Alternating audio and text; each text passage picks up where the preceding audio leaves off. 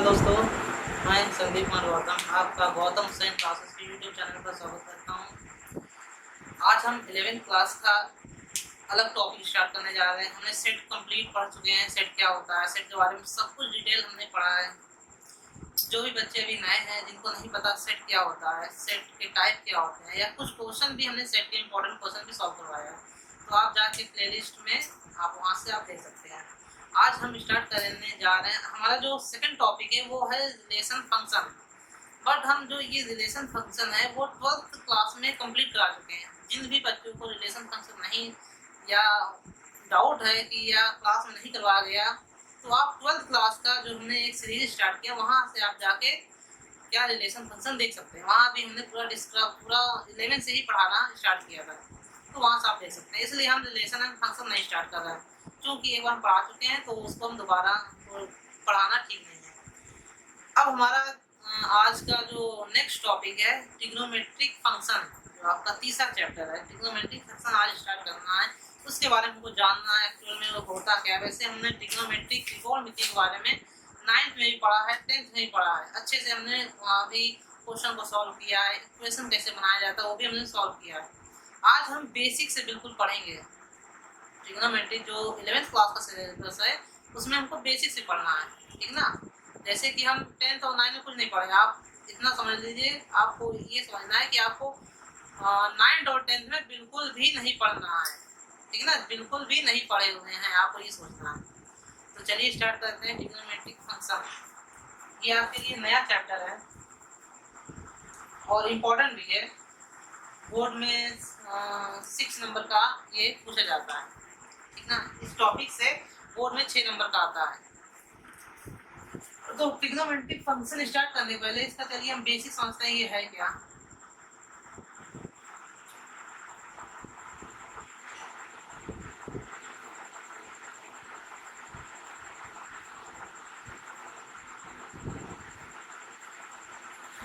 देखिए trigonometric actually में होता क्या है समझ लेते हैं। ट्रिग्नोमेट्रिक एक वीक वर्ड है।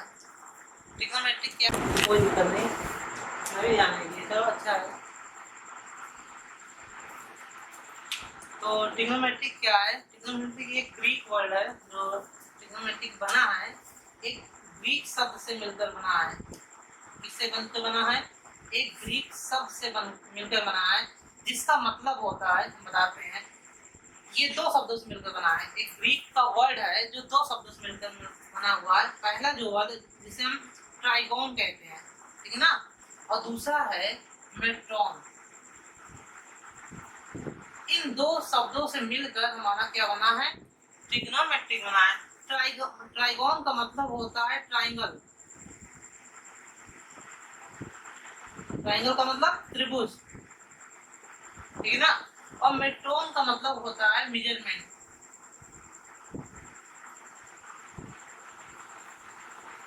ठीक है ना। मेट्रोन का मतलब क्या होता है? मेजरमेंट। मेजरमेंट मतलब मापना। तो मतलब क्या हुआ? ट्रिग्नोमेट्रिक फंक्शन का मतलब क्या हुआ कि त्रिभुजों के भुजाओं, इसका मतलब, इनका मतलब क्या है? इसका मतलब देखिए क्या है। त्रिभुज के भुजाओं को मापना ही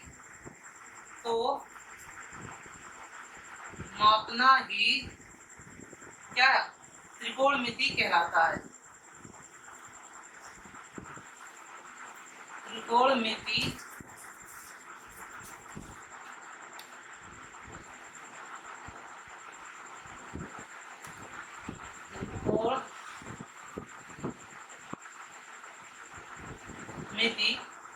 कहलाता है, ठीक है ना। तो क्या है, क्या जाने हम लोग ट्रिग्नोमेट्रिक फंक्शन हमारा टॉपिक है। नेक्स्ट थर्ड चैप्टर है। ट्रिग्नोमेट्रिक शब्द जो है ग्रीक के 2 वर्ड से मिलकर बना है। ये ट्रिग्नोमेट्रिक क्या है? ग्रीक का शब्द है। ग्रीक एक लैंग्वेज होता है, ग्रीक वर्ड है, जिसका ट्राइगोन 2 शब्दों से मिलकर बना है, ट्राइगोन और मेट्रोन। ट्राइगोन का मतलब होता है ट्राइंगल और मेट्रोन का मतलब होता है मेजरमेंट। मतलब कि त्रिभुजों की भुजाओं को मापना ही क्या कहलाता है? त्रिकोणमिति कहलाता है। चलिए इसके आगे बढ़ते हैं। त्रिकोणमिति का यूज हम समझते हैं। त्रिकोणमिति का यूज होता क्या है? एक्चुअली में त्रिकोणमिति का यूज जो हमने जब सबसे पहले तो त्रिकोणमिति का यूज हुआ है, स्टार्ट हुआ है, वो समुद्र वगैरह में जहाज़ों की दूरी नापने में, या ज्वार भाटा जो समुद्र में लहरें आती हैं उनकी लंबाई या लेंथ नापने की यूज में इसका हम यूज करते हैं। क्या त्रिकोणमिति का यूज करते थे पहले। अब त्रिकोणमिति का यूज व्यापक हो गया, बहुत बड़े हम अब एक अलग सब्जेक्ट के हिसाब से त्रिकोणमिति पढ़ते हैं। ट्रिग्नोमेट्री हम एक अलग सब्जेक्ट पढ़ते हैं, मैथ में तो पढ़ते ही पढ़ते हैं। ट्रिग्नोमेट्री का यूज बहुत ज़्यादा है मैथ में, फिजिक्स में भी इसका बहुत बड़ा योगदान है ट्रिग्नोमेट्री का, ठीक है ना। इसी तरह हर फील्ड में ट्रिग्नोमेट्री का यूज होने लगा है। आप किसी लेंथ को, या जैसे हम आपको बताएं तो इसका यूज क्या था, वैसे यूज पूछता नहीं पेपर में, बता देते यूज कहाँ कहाँ इसका यूज होता था। सबसे पहले क्या करते थे, समुद्रों में हम इसका सबसे पहले यूज समुद्रों में, ओशियन वगैरह में यूज होना स्टार्ट हुआ था। कैसे, ज्वार भाट जो समुद्री लहरें थी, और यहाँ अगर कोई जहाज था तो इसकी एक, अगर यहाँ कोई जहाज है तो इनकी बीच की दूरी ज्ञात करने के लिए हम क्या करते थे, त्रिकोणमिति का यूज करते थे। हम क्या करते थे, यहाँ की लेंथ निकालते थे, पता है ना, पाइथागोरस थ्योरम से इनका लेंथ बीच का फाइंड करते थे, दूरी फाइंड करते थे। तो यहाँ पाइथागोरस थ्योरम से हम इसकी बीच की दूरी फाइंड कर लेते थे पहले। उसके बाद हम समुद्र का हो गया, फिर ज्वार भाटा जो तरंगे हैं, तरंगों में भी यूज इसका करते हैं। फिर भौतिक विज्ञान फिजिक्स में तो उसका यूज करते ही करते हैं, मैथ में भी इसका यूज करते हैं, मैथ का एक अलग चैप्टर है। त्रिकोणमिति अब कुल मिला के व्यापक एक सब्जेक्ट बन चुका है। चलिए अब अपने हम सिलेबस की तरफ चलते हैं। हमारे सिलेबस में क्या है, क्या आपको पढ़ना है, इसके बारे में समझते हैं। हमें जो सिलेबस में हमारा है, अब हमें पर हम आपको बता चुके हैं कि त्रिकोणमिति क्या होता है, मतलब कि ट्रिग्नोमेट्री क्या होता है, इसके यूज कहाँ थे पहले। अब हमको पढ़ना है इसका मेजरमेंट, एंगल का मेजरमेंट कैसे करेंगे ये हमको समझना है क्या होता है, ठीक है ना। अब हमको क्या पढ़ना, एंगल का मेजरमेंट पढ़ना है। कोण को कैसे मापेंगे ये हमको पता है, ये सब बहुत लोगों को पता होगा कि कोण को कैसे मापते हैं। बट फिर भी हम आपसे एक क्वेश्चन यहाँ पूछते हैं, आपको हम पूछते हैं, एक क्वेश्चन देते हैं, आप 30 डिग्री का एंगल बना के वो बताइए 30 डिग्री का एंगल कैसे बनाएंगे, ठीक है ना। सबसे पहले आप वीडियो पॉज कीजिए, आप 30 डिग्री का एंगल बनाइए अपनी कॉपी में, देख आप बना के अपनी कॉपी में लिखिए। उसके बाद लिख कीजिएगा, आपको दिखेगा कि आप गलती कहाँ करेंगे, आपको हम बताते हैं कहाँ आप गलती करते हैं। हम जानते हैं बहुत से बच्चे जब भी हम 30 डिग्री का एंगल बोलते हैं, कुछ बच्चे एंगल ऐसे बनाते हैं, ये क्या होता है 30 डिग्री का एंगल। कुछ बच्चे इसी को इस तरह बनाएंगे, ये भी 30 डिग्री का एंगल। कुछ बच्चे इसको इस तरह भी बनाएंगे, ये 30 डिग्री का ही एंगल है। कुछ बच्चे इसी को इस तरह ही बनाएंगे, ये भी 30 डिग्री का एंगल ही है। बट इन चारों में सही कौन सा है, इन चारों में सही कौन सा है, ये देखिए, ये भी 30 डिग्री का एंगल है, ये भी 30 डिग्री का एंगल है, ये भी कुछ गलत कोई भी नहीं है इसमें, बट एंगल बनाने का तरीका गलत है। 30 डिग्री का एंगल बनाना कैसे है, या एंगल को हम सही तरीके से कैसे बनाएंगे, इसके बारे में चलिए बात करते हैं। ये एंगल गलत है, जब भी हम 30 डिग्री का एंगल बनाने कहें तो ये तरीका गलत है, ये भी तरीका गलत है, और ये भी तरीका गलत है। हमारा सिर्फ तरीका ये सही है। कैसे सही है, चलिए हम समझते हैं कि कैसे ये तरीका कैसे सही है। तो 30 डिग्री एंगल बनाने के लिए हम 9th में एक चैप्टर पढ़े हैं, निर्देशांक ज्यामिति, कोऑर्डिनेट ज्योमेट्री पढ़े हुए हैं। कोऑर्डिनेट ज्योमेट्री में हमको पता है क्वाड्रांट, इसे क्या कहते हैं, चतुर्थांश कहते हैं। ये फर्स्ट क्वाड्रांट है, सेकंड, ये थर्ड, और ये फोर्थ। इसे हम कहते हैं वाई एक्सिस, और इसे कहते हैं वाई डैश, मतलब ये वाई का पॉजिटिव एक्सिस है, ये नेगेटिव है। इसी तरह ये एक्स का नेगेटिव है और ये एक्स का पॉजिटिव एक्सिस है। जब भी एंगल हम बनाते हैं, याद रखिएगा, हम पॉजिटिव की तरफ से ही बनाना स्टार्ट करते हैं, यहाँ से ही एंगल बनाना स्टार्ट करते हैं, याद रखिएगा। हमेशा एंगल यहीं से बनना स्टार्ट होता है। अगर हम बोलते हैं 30 डिग्री का एंगल बनाना है, तो 30 डिग्री का एंगल का मतलब आप, ये तो हमारा बेस लाइन हुआ, ये हमारा बेस लाइन हुआ। इसी के बाद आप एक एंगल बनाएंगे, ठीक है ना, जिसमें अगर आप चांदी की सहायता से बना रहे हैं तो चांदी की रखेंगे और एक 30 डिग्री का एंगल बना देंगे। और बनाने का तरीका, आपको एंगल किस तरह बनाना चाहिए, ये सिंबल है, ठीक है ना। अब यहाँ 30 डिग्री लिखेंगे।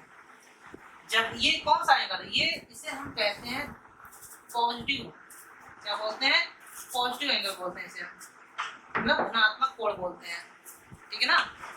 30 डिग्री का अगर हम इसमें 60 डिग्री का बोले तो आप बनाएंगे 60 डिग्री का, ये ऐसे, ठीक है ना, ये 60 डिग्री का होगा।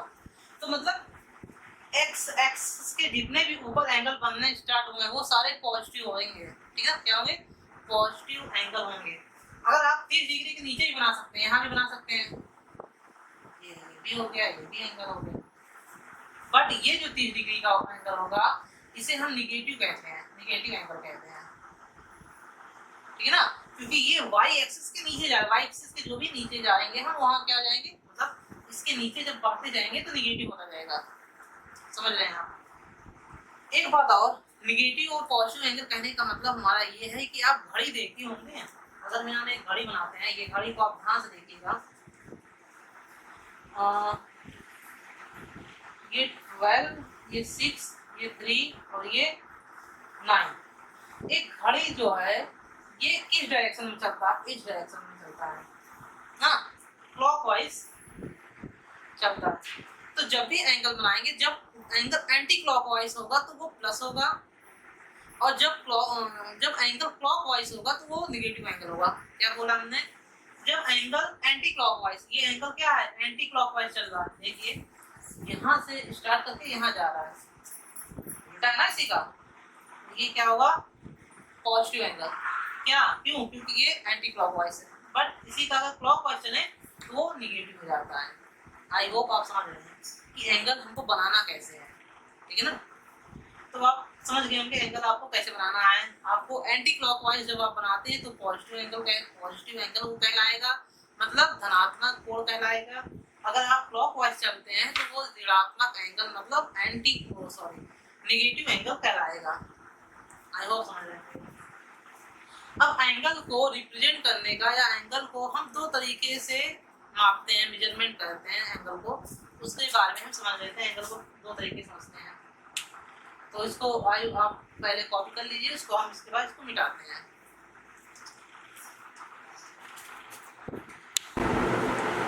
तो आई होप आप समझ गए होंगे एंगल को कैसे मेजरमेंट करना, एंगल कैसे बनाएंगे। फिर एक बार हम समझाते हैं एंगल कैसे बनाएंगे। एंगल हम वही क्या करेंगे, हम एक क्वाड्रेंट बनाएंगे, ठीक है ना, एक्स के पॉजिटिव क्वाड्रेंट से ही एंगल बनाना स्टार्ट करेंगे, ठीक है ना। ये सिंबल दिखाना जरूरी है कि आप पॉजिटिव बना रहे हैं या नेगेटिव बनाएंगे, ठीक है ना। तो ये क्या होगा, पॉजिटिव धनात्मक एंगल होगा। इस तरह ये जो भी हम एंगल बनाए थे वो क्या था, पॉजिटिव था एंगल। इस तरह अगर ये हम ऐसे बनाए, ये क्या होगा, नेगेटिव एंगल होगा, समझे। तो इस तरह एंगल हम बनाएंगे। अब एंगल को हम दो तरह से मेजरमेंट कर सकते हैं। एंगल को हम क्या कर सकते हैं, दो तरह से मेजरमेंट कर सकते हैं। पहला जो मेजरमेंट है उसे हम कहते हैं,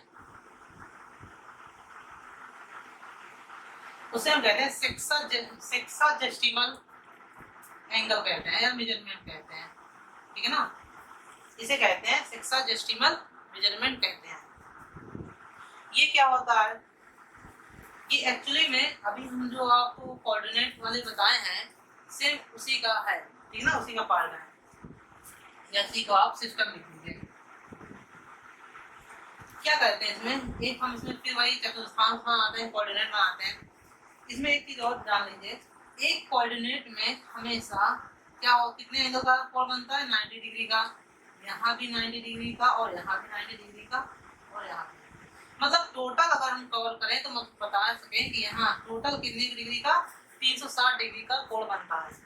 चलिए अब हम इसको बताते हैं कैसे मेजरमेंट करना है आपको। हम जानते हैं कि एक अगर हम चले यहाँ से यहाँ तक अगर चले हम तो कितने डिग्री का कोण बनता है? 90 डिग्री का कोण बनता है, 90 डिग्री का। अब इसी 90 डिग्री मतलब यहाँ इतना, इसी को हम 90 भागों में डिवाइड कर सकते हैं। ये कुल मिला के इसमें 90 क्या डिग्री होंगे, 1 डिग्री, 2 डिग्री, 3 डिग्री, 4 डिग्री, कुल मिला के 90 भाग होंगे, ऐसे 90 डिवाइड होंगे। तो हम क्या कहें, एक साइड या समकोण, एक समकोण बराबर कितना होता है? 90 डिग्री। समझ गए? एक समकोण बराबर कितना होता है? 90 डिग्री। अगर हम 1 डिग्री की बात करें, 1 डिग्री बराबर कितना होगा? 60 मिनट। ठीक है ना? याद रखिए ये सारे पॉइंट अभी हमको पेपर, अभी हम जो एक्सरसाइज सॉल्व करेंगे तो हमको ये सारे पॉइंट का यूज होगा। तो हम अगर एक भाग का बात करें, इस एक भाग की बात करें, इसी का अगर हम और डिवाइड करें, इसी को हम 60 बराबर भागों में डिवाइड करें, बहुत छोटा। हम जानते हैं हम मैथ में सिर्फ सेकंड तक ही डिवाइड कर सकते हैं। अगर हम फिजिक्स पढ़ते हैं तो नैनो सेकंड में ही जाते हैं, माइक्रो सेकंड में ही हम जाते हैं, पर हम फिजिक्स नहीं पढ़ रहे, मैथ में हम सेकंड तक ही मेजरमेंट करते हैं। सेकंड से ज़्यादा हम मेजरमेंट, सेकंड से कम मेजरमेंट नहीं करते हैं, वो बहुत कम हो जाएगा। वो हम फिजिक्स में करते हैं, नैनो सेकंड, माइक्रो सेकंड, वो फिजिक्स में करेंगे। तो हम क्या समझे, एक समकोण इक्वल टू 90 डिग्री, तो 1 डिग्री इक्वल टू कितना होते हैं?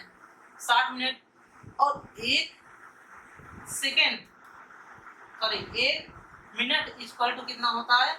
60 सेकेंड। ये पॉइंट आप याद रखेंगे, इस पॉइंट का यूज अभी आगे बहुत होने वाला है। क्या है? एक समकोण बराबर 90 डिग्री, 1 डिग्री बराबर 60 मिनट और 1 मिनट बराबर 60 सेकेंड। मिनट का ये मतलब है, ठीक है ना? मिनट मतलब एक, अगर क्या डैश लगा है तो मिनट है, अगर डबल डैश लगा है तो वो सेकेंड होता है। ठीक है, सिंपल याद रखिएगा। एक डैश लगा है तो मिनट होगा, डबल डैश होगा तो सेकेंड होगा। ये पहला सिस्टम था, सेक्साजेस्टिमल पहला सिस्टम है क्या, एंगल को मेजरमेंट करने का। ठीक है ना? इसका ये क्या है, पॉइंट आ गया। 3 पॉइंट आपको याद रखना है। इसके बाद जो सेकेंड है, जो सेकेंड पॉइंट सेकेंड है, सेकेंड को हम कहते हैं सर्कुलर सिस्टम। ये क्या होता है? सर्कुलर सिस्टम में आपको समझना है सर्कुलर सिस्टम क्या होता है। इसमें आपको एक सर्किल बनाना पड़ेगा, जैसा नाम से एक रसगुल्ला है, और हमको एक रेडियस मानना पड़ेगा। हम मान लेते हैं ये रेडियस आर है।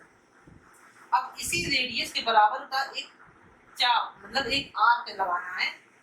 ये भी क्या होगा? आर ही होगा, और इसको हम मिला देंगे और ये भी आर होगा। याद रखिएगा, जब रेडियस और आर्क इक्वल होंगे, हमने क्या कहा, रेडियस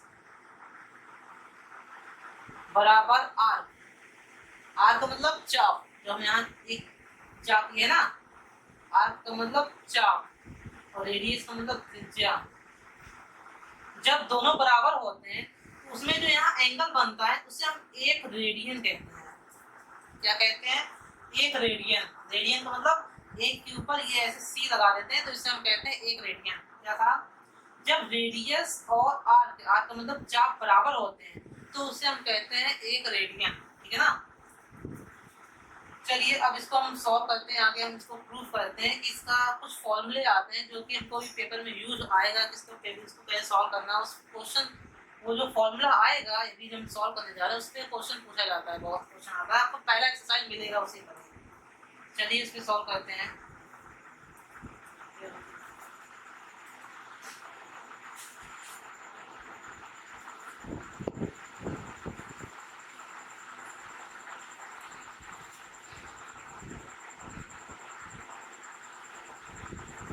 इसका हम नाम देते हैं ओ, ये हमारा ए बी और ये सी। ठीक है ना? ये हम इस पॉइंट को, ओरिजिन पॉइंट को, मतलब केंद्र को नाम दे दिए, इसे ए और इसे बी, और ये पॉइंट सी हो गया। तो अब हमको क्या लिखना है, हमने बचपन में पढ़ा था चाप बटे लंबाई, ये हमारे फॉर्मूला हमने बचपन में ही पढ़ा था, तब 6-7 क्लास में। चाप बटे लंबाई या चाप बटे त्रिज्या, ठीक ना? इसी का यूज करके हम आगे सॉल्व करेंगे। चलिए, तो हम क्या करेंगे, सबसे पहले छोटा एंगल क्या है, सबसे छोटा कोण देखेंगे, एंगल ओ या बी ओ सी, सबसे छोटा वाला यही है, B O C,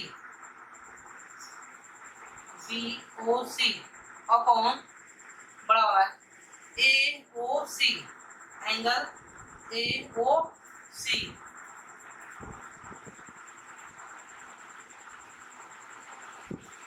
angle A O B बराबर बी ओ सी का कितना, कौन सा एंगल हम देंगे, अब देखिए बी ओ सी लिए, अब बी ओ सी के बाद कौन सा चाप देंगे, ये बी सी, यहाँ आर पे लिखिए, चाप भी लिख देते हैं, चाप बी सी अपॉन, अब कौन सा चाप लेंगे, ए ओ बी, चाप ए ओ बी, अब इसकी वैल्यू रखिए, आपका आंसर आ जाएगा।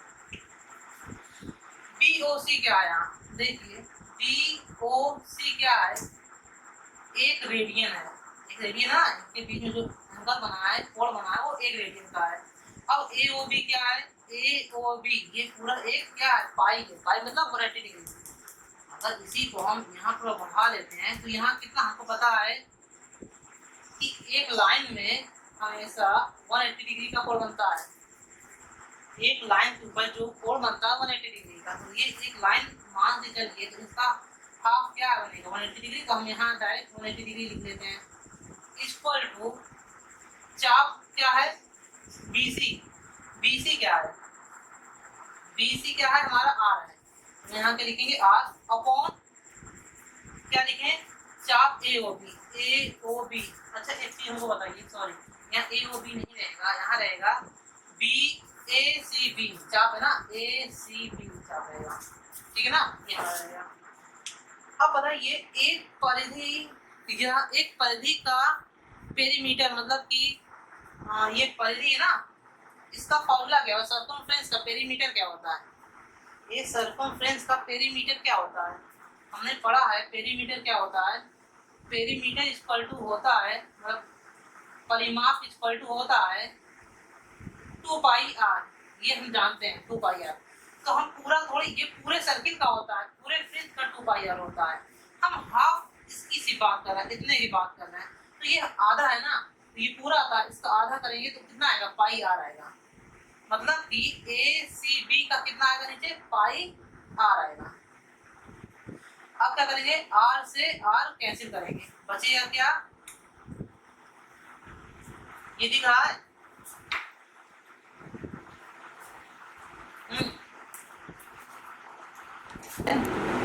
एक radian upon 180 degree equal to r से आर कैंसिल, बचा क्या 1 अपॉन पाई, ठीक है ना, 1 अपॉन पाई बचा। अब क्या करेंगे, अब क्रॉस मल्टीप्लाई कर दीजिए इसी में, तो एक रेडियन इक्वल टू आएगा 180 पाई, ये हमारा पहला फॉर्मूला है, क्या रखिएगा, ठीक है ना, ये हमारा पहला फॉर्मूला है।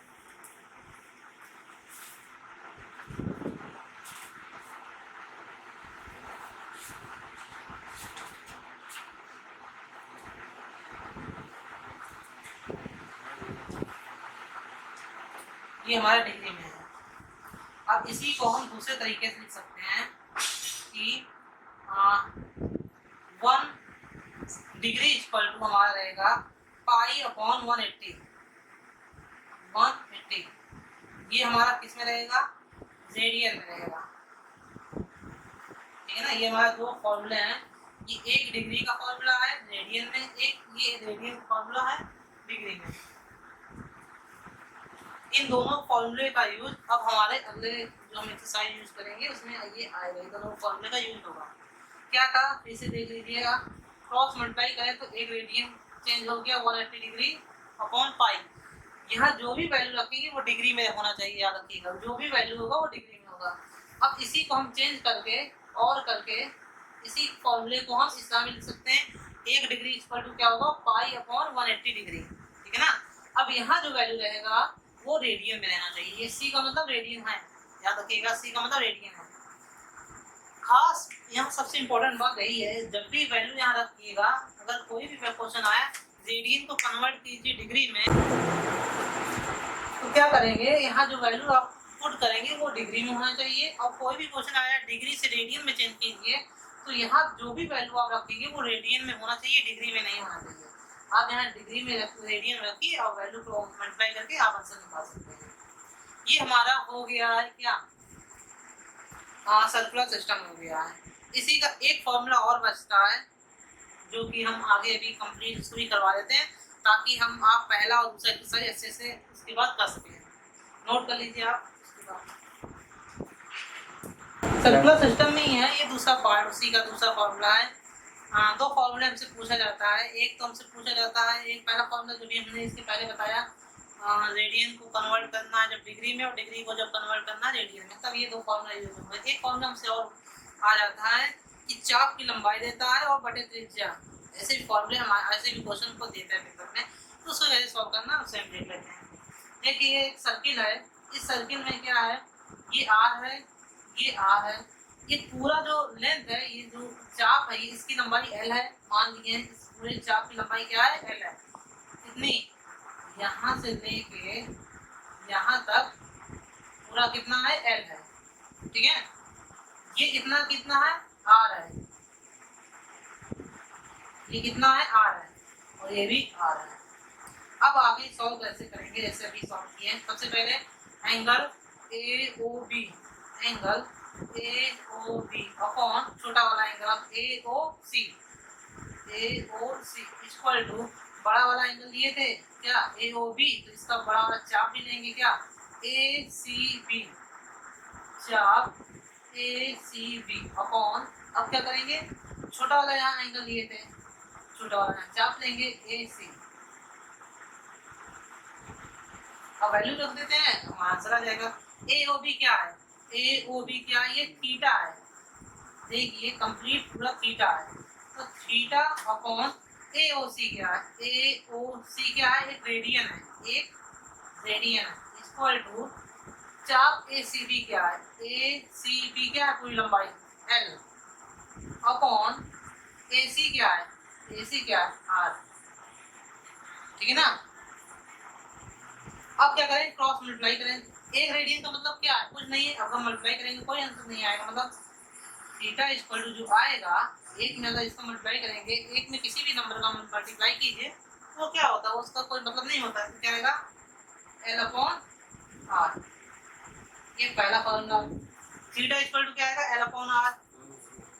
या इसी को हम क्या लिख सकते हैं, एल इक्वल टू, यहीं से हम लिख सकते हैं l equal to theta into r. ये दो फॉर्मूले आपको अभी यूज होंगे पेपर में, जो अभी आप एक्सरसाइज करेंगे। एक दो और यहाँ से दो फॉर्मूले, चार फॉर्मूले आपका यूज होना स्टार्ट होंगे। तो बस आज इतना ही। आगे हम आपको इसके और बारे में चर्चा करेंगे। अगर आप कहिए तो हम एक्सरसाइज भी स्टार्ट करेंगे, 13.1 का एक्सरसाइज भी सॉल्व कराएंगे, या नेक्स्ट पार्ट में हम आपको कुछ एक्सरसाइज जो इम्पोर्टेंट 13.1 के जो भी इम्पोर्टेंट क्वेश्चन होंगे उसको हम अगले पार्ट में सॉल्व करने की कोशिश करेंगे। तो आज के लिए बस इतना ही। Thank you. आपको वीडियो पसंद आया हो तो लाइक करें, कमेंट करें और शेयर जरूर करें, ताकि आपके फ्रेंड को ये वीडियो पहुंचे और उनको भी हेल्प हो। और हमारे चैनल को आप ज़्यादा से ज़्यादा हो सके शेयर कीजिए, और इसके क्या है, सब्सक्राइबर आप जल्दी आप बढ़ाएं, ताकि आपको लाइव क्लास मिले। लाइव क्लास करने का कुछ अलग ही मज़ा है। इसको आप सामने आपको एकदम फील होगा कि आप सामने से ही क्लास आप जैसे ऑफलाइन करते हैं सेम वैसे ही लगेगा। ठीक है, इसलिए आप जल्दी से सब्सक्राइबर हमारे बढ़ाइए, ताकि हम लाइव क्लास आपको दे सकें। और आपको वीडियो तो मिलती रहेंगी, आपको ऑफलाइन भी वीडियो मिलती जाएगी। बाकी आप लाइक करें, कमेंट करें, शेयर करें और चैनल को सब्सक्राइब करें।